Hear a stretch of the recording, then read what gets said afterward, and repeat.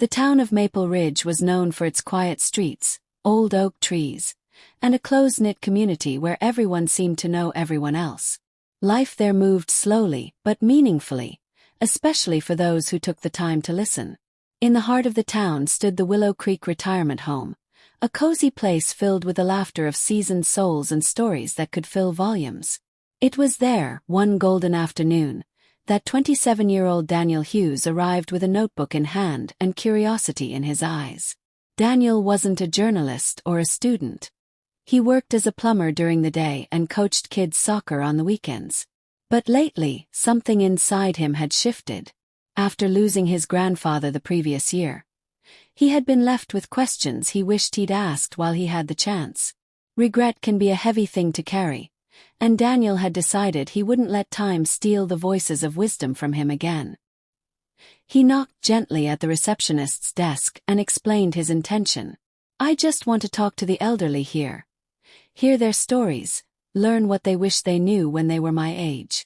The receptionist, a kind woman named Martha, smiled warmly and led him to the garden, where several residents were enjoying the sun. The first person Daniel met was Mr. Clarence Brooks, an 85-year-old man with sharp eyes and a slow drawl. Clarence sat on a wooden bench near the koi pond, whittling a piece of pine into a small bird. "You want to hear something before you get old?" Clarence asked with a smirk. "Son, you better start learning to forgive quicker. Don't let bitterness chew you up from the inside." Daniel nodded. "Was there something that taught you that lesson?" Clarence's hands paused in mid-carve. "My brother and I didn't speak for 20 years over something that, in hindsight, wasn't even worth 10 minutes of silence. When he died, I wasn't angry. I was just ashamed I let my pride keep me from reaching out. Life's too short to hold grudges." Daniel scribbled the words quickly, realizing how simple yet powerful they were. Next, Daniel sat with Ms. Eleanor Thomas, a spry 90-year-old with a keen mind and silver curls tucked under a floral scarf. She was reading a romance novel and sipping lemonade. "You want my advice?" she said, peering over her glasses. "Stop waiting for the perfect moment. You'll waste half your life thinking now's not the time. It's never the time until it's too late." Daniel tilted his head.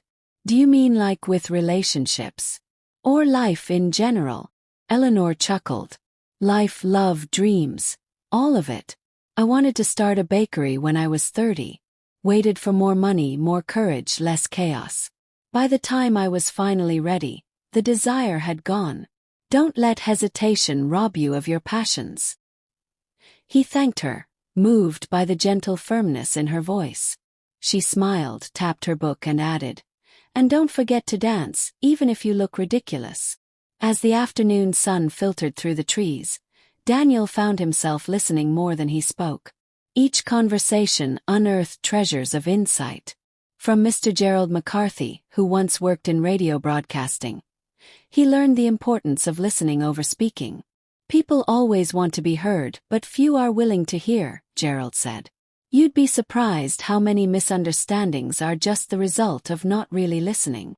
Later, Daniel met Bonnie James, a widow who had traveled the country in a camper with her husband for over 30 years.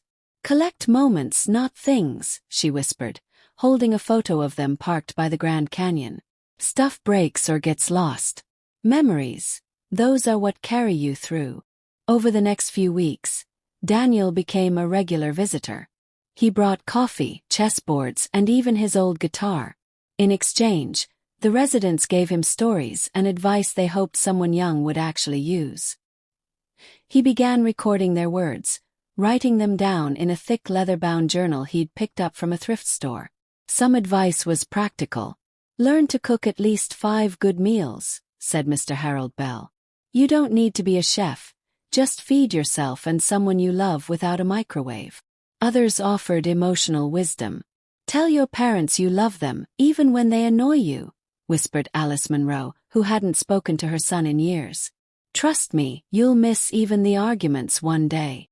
But perhaps the most unforgettable conversation came from Samuel Duval, a former school principal, who had just turned 100. Daniel found him in his room, sitting in front of an old phonograph, listening to a crackling jazz record. "Mr. Duval," Daniel said, "may I ask you something? What's the most important thing I should know before I get old?" The old man looked up with eyes that still sparkled with youth. "Know that joy is a decision," he said slowly. "It doesn't arrive on its own. You choose it every day. Some mornings you'll wake up feeling empty, lost, even angry at the world. But if you wait for happiness to show up like a guest, you'll wait a long time. Instead, go out and find something to smile about." Daniel was quiet for a while, letting the music settle between them. Samuel went on, "And when you love someone, tell them. Don't assume they know. The biggest regrets I've seen in people come from words they didn't say." The months passed, and Daniel's journal thickened with the ink of experience. These weren't just quotes. They were echoes of a generation that had lived through wars, heartbreak, inventions, loss, laughter, and change. From the Great Depression to the age of smartphones, these elders had walked long, winding roads. And they wanted those behind them to walk more wisely. On one cold December afternoon, as snowflakes blanketed Maple Ridge, the Willow Creek staff invited Daniel to speak at their holiday gathering. The dining hall was full of white-haired listeners and visiting family members. With trembling hands, Daniel stepped up to the microphone. "I came here just hoping to learn something," he began. "I didn't expect to be changed." He then read from his journal. Stories of forgiveness, courage, love, gratitude, and risk. He spoke of Clarence's regret over a lost brother, Eleanor's unrealized bakery, and Samuel's belief in joy as a choice. By the time he finished, there wasn't a dry eye in the room. When he closed the book, the room erupted in soft applause. But it was Eleanor, smiling through tears, who whispered, "Now go live it, Daniel. Don't just write it. Live it." Daniel nodded. He felt it in his bones. This was more than a project. It was a calling. Years later, Daniel would turn that journal into a book called Before You Grow Old: Lessons the Young Should Know. It would be read by thousands across the country, used in schools, quoted in podcasts, and even turned into a short documentary.